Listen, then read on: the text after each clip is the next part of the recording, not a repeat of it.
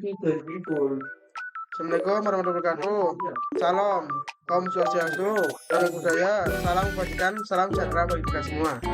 Di sini saya akan mempresentasikan PowerPoint mengenai virtual private server, dan setelah melakukan presentasi ini saya akan melakukan konfigurasi mengenai FPS. Di sini nama-nama kelompok saya. Pengertian FPS. FPS adalah salah satu layanan web hosting yang menggunakan teknologi virtualisasi dan menyediakan resource khusus atau pribadi di server dan digunakan lebih dari satu user atau lebih dari satu komputer. Fungsi FPS. Access tunneling yaitu berfungsi mengubah IP VPS menjadi tempat menyimpan web hosting sehingga dapat dengan leluasa menggunakan resource FPS. VPS juga dapat digunakan untuk menyimpan file-file yang ingin dibagikan secara online dengan publik. VPS bisa digunakan untuk web private server, bisa membuat radio online menggunakan VPS sebagai backup server, sebagai file server yang menyimpan file melalui FTP ataupun HTTP. Bisa digunakan sebagai server remote desktop, yaitu bisa mendownload dan mengupload file secara remote. Bisa berfungsi sebagai remote server. Kelebihan VPS: kecepatan yang lebih tinggi, jaminan sumber daya server seperti memori dan daya pemrosesan. Website atau lalu lintas yang terjadi di komputer lain yang tidak bermasalah tidak akan mempengaruhi situs kita.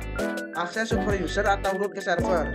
Privasi lebih terjamin dengan file dan database yang tersimpan dan tersembunyi. Kemudahan dalam melakukan upgrade sumber daya server, termasuk RAM, CPU, ruang disk, dan bandwidth. Kekurangan VPS lebih mahal dari hosting, mengharuskan memiliki ilmu teknis agar dapat mengelola server. Pengaturan server yang salah akan beresiko terhadap keamanan server. Jenis-jenis VPS. Yang pertama ada OpenVZ, yaitu jenis VPS yang menggunakan sistem operasi dan menjalankan OS berbasis Linux.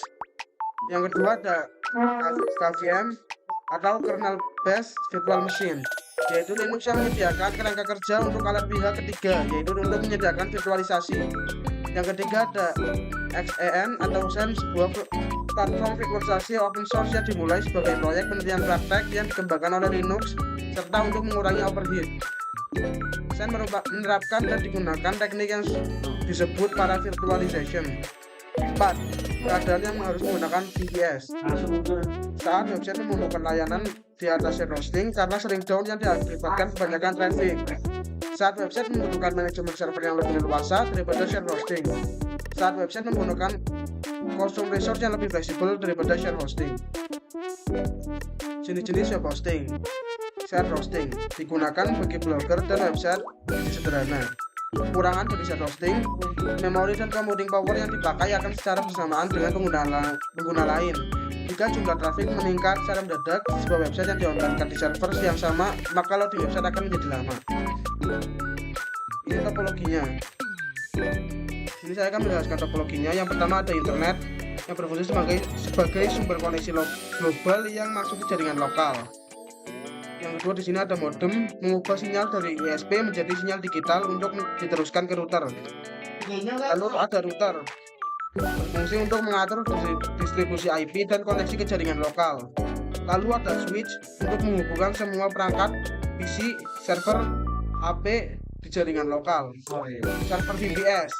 Di sini server VPS berfungsi sebagai server lokal yang menyediakan layanan web, database, dan lain-lain untuk jaringan. AP atau access point berfungsi untuk memberi akses jaringan secara kabel atau WiFi untuk perangkat wireless. Di sini ada PC 1 sampai ke PC 5 berfungsi sebagai komputer klien yang terhubung ke jaringan melalui switch. Oke, selanjutnya di sini ada kesimpulan penjelasan topologinya.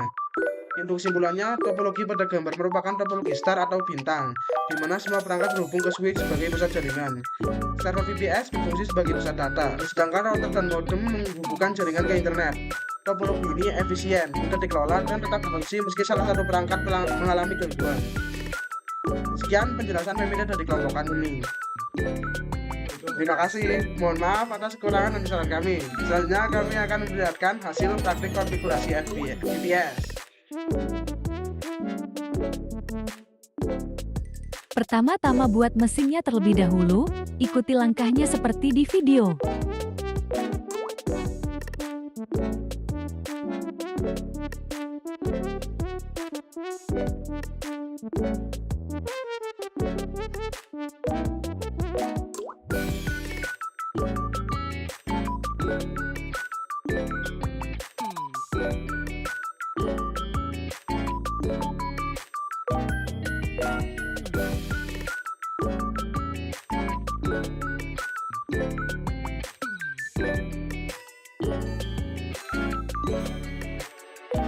Jika sudah, langsung saja start.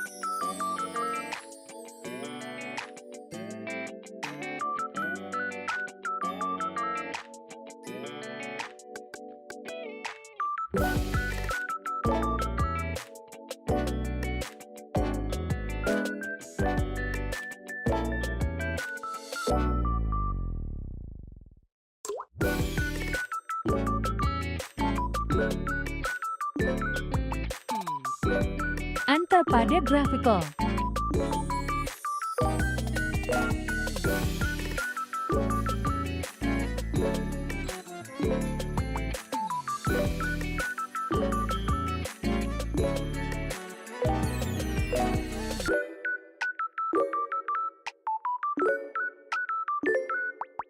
Klik OK, lalu klik AI GUI.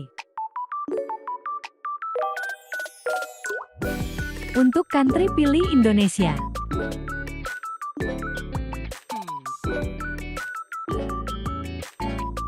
Untuk passwordnya diisi bebas minimal 6, lalu untuk email ketik dengan email kalian.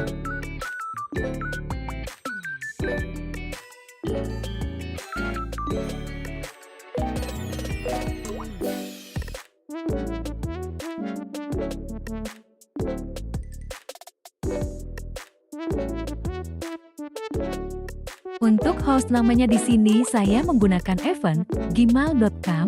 Untuk IP-nya tidak usah dirubah.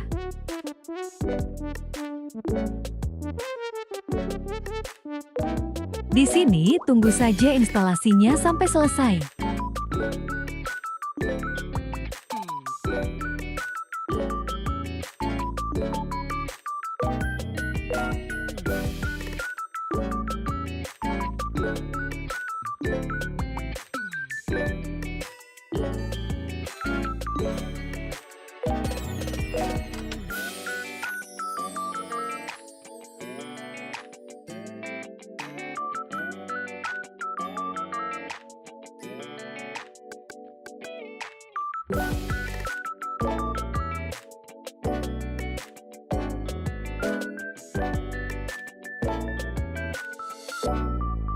Jika sudah, klik reboot.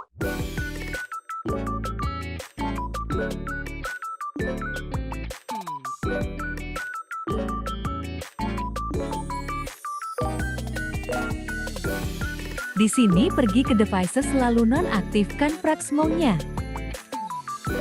Lalu pergi ke mesin dan reset.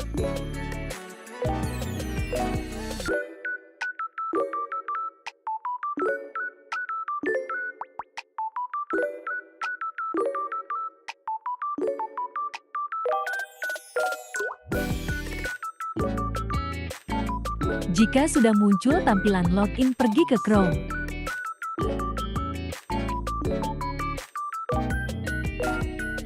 Lalu searching IP kalian.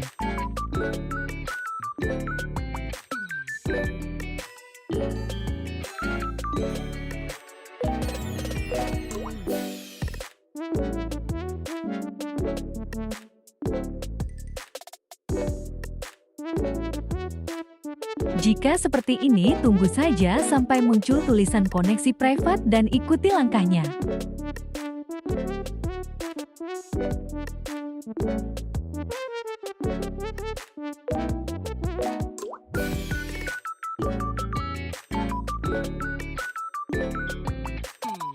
Login menggunakan root dan password yang dimasukkan sebelumnya.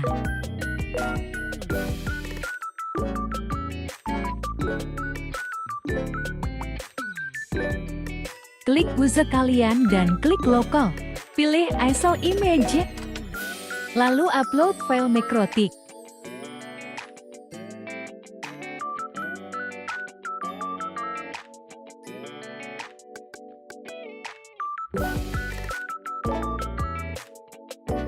Jika sudah klik Create Theme,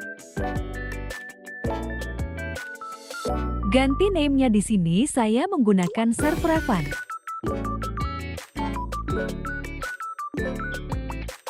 Di sini pilih ISO image dan klik file yang sebelumnya di-upload. Untuk type-nya pilih Other lalu Next. Di disk ubah disk size-nya menjadi 2. Untuk cache-nya pilih Write Through.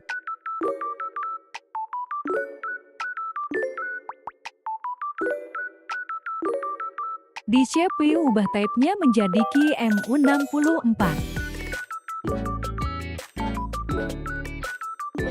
Di sini ubah memorinya menjadi 528, setelah itu next sampai selesai.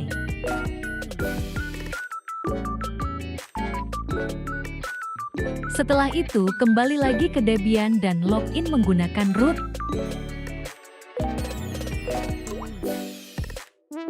Ketikkan user kalian.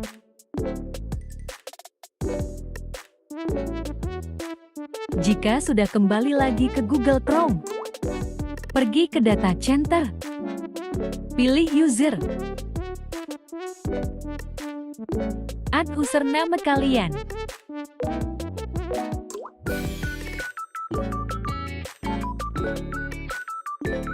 tambahkan passwordnya.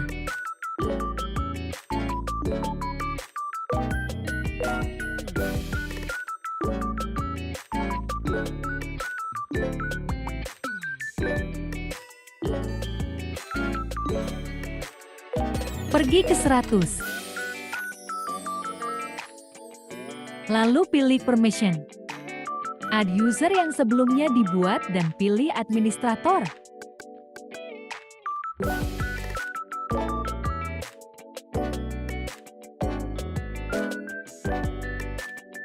Klik root, PAM lalu pilih logout. Isi username dan password sebelumnya. Lalu login.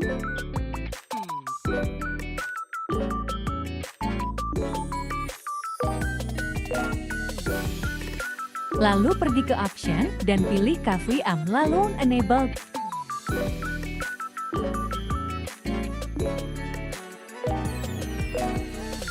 Pergi ke console lalu start. Tunggu sampai selesai terconnect.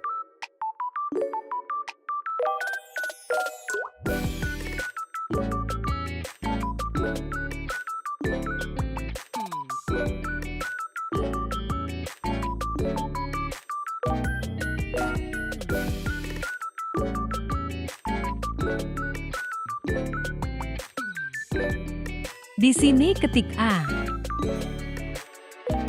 I. Ya.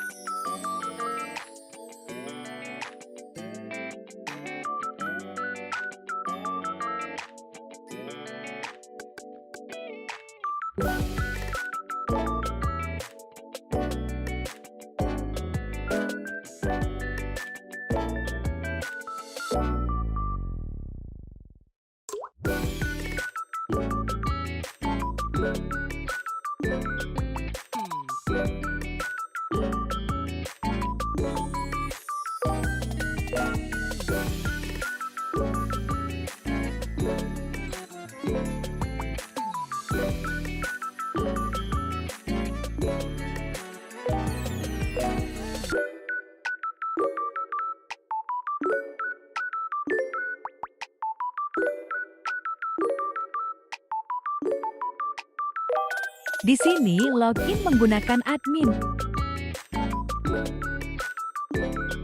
Klik enter.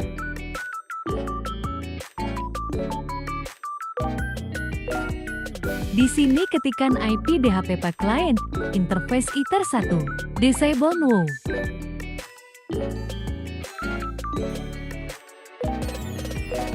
Ketik IP DNS print.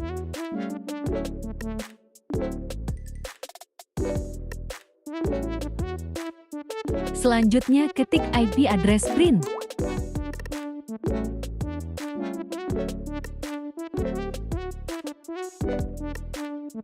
Lalu ping IP-nya. Jika seperti ini, maka sudah terconnect.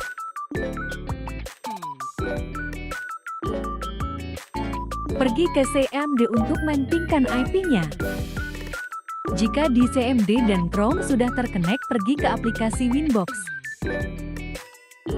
Jika IP-nya sudah muncul di Winbox, maka konfigurasi sudah berhasil.